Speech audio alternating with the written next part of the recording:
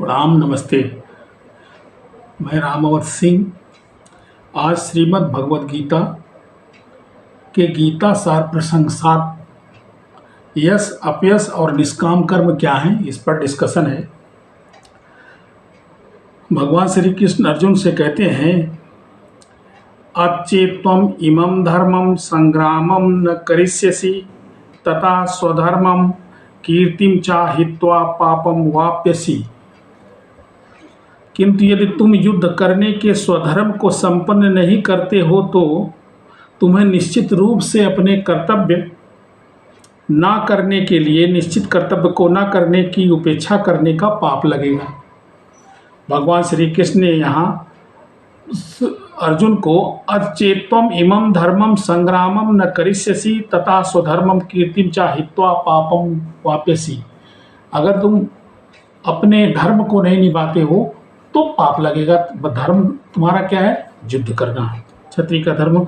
अर्जुन अपने धर्म पिता इंद्र भगवान शिव से वरदान पाया हुआ द्रोणाचार्य जी का परम शिष्य था और इसलिए यशमान था और उसके यश कीर्ति के खोने की भी संभावना थी और साथ में युद्ध से भागने के और एक डरपोक का भी उसे उपाधि लगने का की भी संभावना थी। अपकीर्तिम चापि भूतानि कथयिष्यन्ति ते अव्ययम् संभावितस्य चाकीर्तिम ऋणादिति रिच्यते। अपकीर्तिम चापि भूतानि कथयिष्यन्ति ते अव्ययम् संभावितस्य चाकीर्तिम ऋणादिति रिच्यते। लोग सदैव तुम्हारे अपयश का वर्णन करेंगे कि मैदान से भाग गया है, युद्ध के मैदान से भागा हुआ है, और जो तुम्हारी कीर्ति है वो अपयश में बदल जाएगी और अपयश जो है मृत्यु से भी बढ़कर के है। भया दृढ़ा परतम मंस्यन्ते त्वाम महारथा एसाम च त्वं बहुमतो भूत्वा यास्यसि लाघवम्। जिन जिन महान योद्धाओं ने तुम्हें महान माना है और महानता तुम्हारी देखी हुई है वही सब लोग तुम्हें तुच्छ में गिनेंगे और तुम्हारी निंदा करेंगे। इसलिए युद्ध भूमि को छोड़ करके जाने पे तुम्हें पाप भी लगेगा, यश भी जाएगा, कीर्ति भी जाएगी और डरपोक की उपाधि भी मिलेगी। अवाच्य बदांश्च बहून वदस्यन्ति तवा हिता निंदन्तस्तौ सामर्थ्यम ततो दुखम तरम न किम।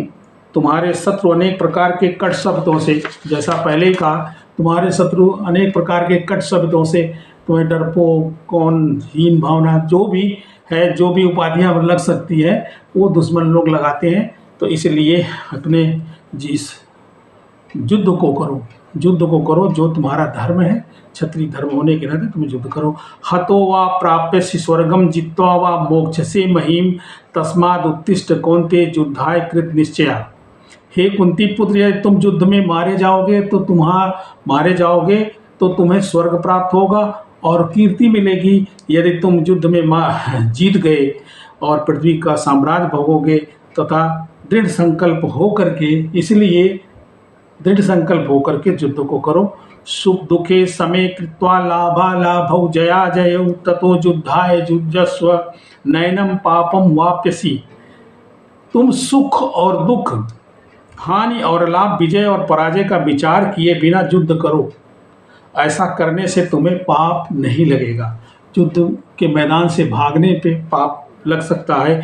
देवर्षि भूताप्त नृणाम पितृणाम न किंकरेश मृणी मृणीम च राजना सर्वात्मनाया शरणम शरण्यम गतो मुकुंदम महे परिहृत्यम कर्तम। समस्त कर्मों को त्याग करके मुकुंद श्री भगवान श्री कृष्ण की शरण लो। देवर्षि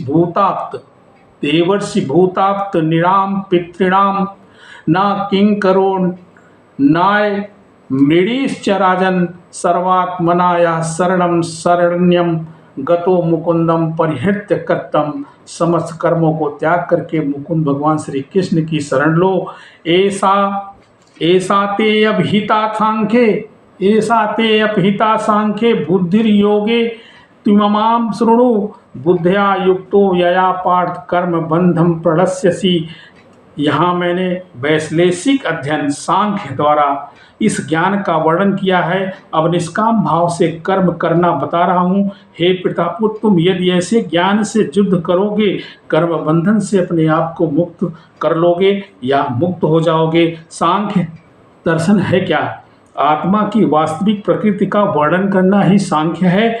योग क्या है? इंद्रियों का निग्रह है, इंद्रियों को समन करना, इंद्रियों को वश में करना। अर्जुन का युद्ध न करने का प्रस्ताव इंद्रिय तृप्ति पर आधारित था। नेहा विक्रम नशोऽस्ति प्रत्यवायो न विद्यते स्वल्पम अप्यप्यस्य धर्मस्य त्रायते महतो भयात्। नेहा विक्रम नशो अस्ति, नेहा विक्रम नाशो वस्ति प्रत्यायो न विद्यते सुअल्पम अप्यस्य धर्मस्य त्रायते महतो भयात्। इस प्रयास में न तो हानि होती है न ह्रास, न हानि होती है न ह्रास। ह्रास में घटोतरी होती है, हानि भी नुकसान ही होता है, नुकसान होता है। अपुत इस पथ पर की गई अल्प प्रगति, थोड़ी सी भी प्रगति भी महान भय से रक्षा करती है।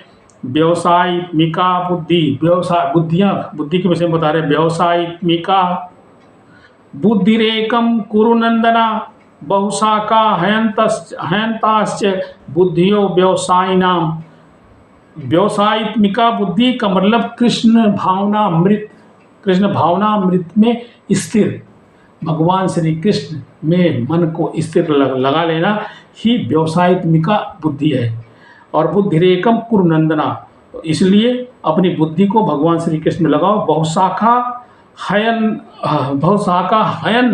हयनताश्च बुद्धियो व्यवसायिनाम। जो कृष्ण भावना जिसमें बुद्धि नहीं लगी हुई है वो मत बनो। जो इस मार्ग पर चलते हैं वह प्रयोजन से दृढ़ रहते हैं और उनका लक्ष्य भी एक होता है।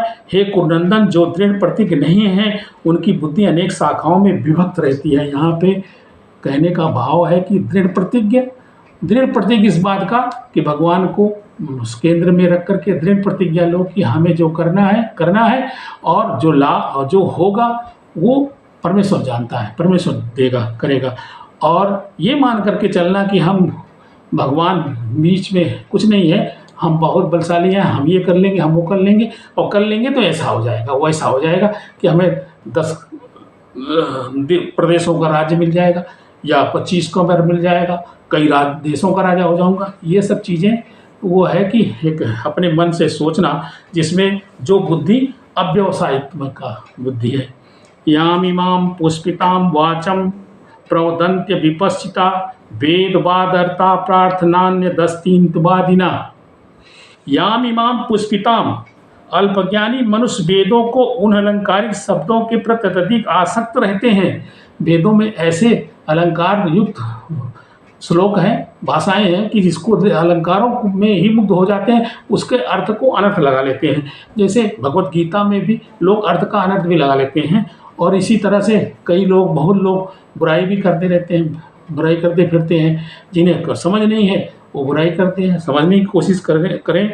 तो अल्पज्ञानी मनुष्य वेदों को उन अलंकारिक शब्दों के प्रति अत्यधिक आसक्त रहते हैं जो स्वर्ग की प्राप्ति, अच्छे जन्म, शक्ति इत्यादि के लिए विविध सकाम कर्म करने की संस्तुति करते हैं। इंद्रिय तृप्ति तथा ऐश्वर्य में जीवन की अभिलाषा के कारण वह कहते हैं इससे बढ़कर और कुछ भी नहीं है। जिन लोगों को बहुत बड़ा राज चाहिए इंद्रिय तृप्ति के लिए और दूसरी बहुत बड़ी अभिलाषा है, उन अभिलाषा को पूर्ण करने के लिए सकाम कर्म करते हैं। सकाम कर्म का वर्णन भी वेदों में है और अलंकारों के साथ बड़ा है, अलंकारिक भाषा में है। तो उससे क्या होता है कि लोग जब उसमें रमते हैं तो वही सकाम कर्म का कर्म के सकाम फल भी हैं और वो अस्थायी नहीं होते हैं।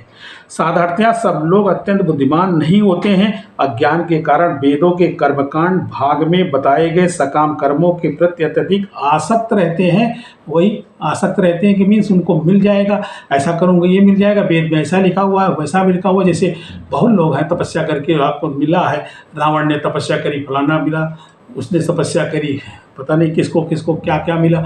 ये चीज़ें एक अतिशयोक्त हैं और वेद से ली गई चीज़ें हैं, और उसको जो है ना समझ की वजह से, अल्प ज्ञान की वजह से ऐसा लोगों ने किया, और ऐसा दर्शाया भी गया, दिखाया भी जाता है। और असली में जो निष्काम भाव से भगवान को, परमेश्वर को बसता है, चाहे जो भी मान करके, चाहे जिस तरह से मान करके चलता है, और उसकी जो व्यवसायित्मिका बुद्धि है भगवान श्री कृष्ण में रमण करती है, और इसलिए उसको जो फल मिलते हैं वो फल उसी तरह के होते हैं जिसमें उसका जो है ना कल्याण हो, अकल्याण वाली बात नहीं होगी। तो इसलिए वह स्वर्ग में जीवन का आनंद उठाने के लिए इंद्रिय तृप्ति कराने वाले प्रस्तावों से अधिक और कुछ नहीं चाहते हैं। जिनको अल्पज्ञानी लोग, जो राजा थे, महाराजा थे, जिन लोगों को नहीं समझ थी, उन्होंने ऐसा किया, और वो जो है ना लाभ लेने के लिए तपस्या करी, और तपस्या में कुछ पाए, लेकिन उन नुकसान में ही रहे। उनको कोई कीर्तिमान नहीं है, कभी किसी आदमी को बड़े सम्मान के साथ नहीं लिया जाता है। ऐसे लोगों को, जो लोगों ने उनका अलंकारिक भाषा में इस्तेमाल करके और अपना जो है ना सिद्ध करने के लिए किया है। आशा है कि आप लोगों ने समझा होगा। समझे हैं तो आगे बढ़ाएं, शेयर करें, सब्सक्राइब करें। Thank you very much.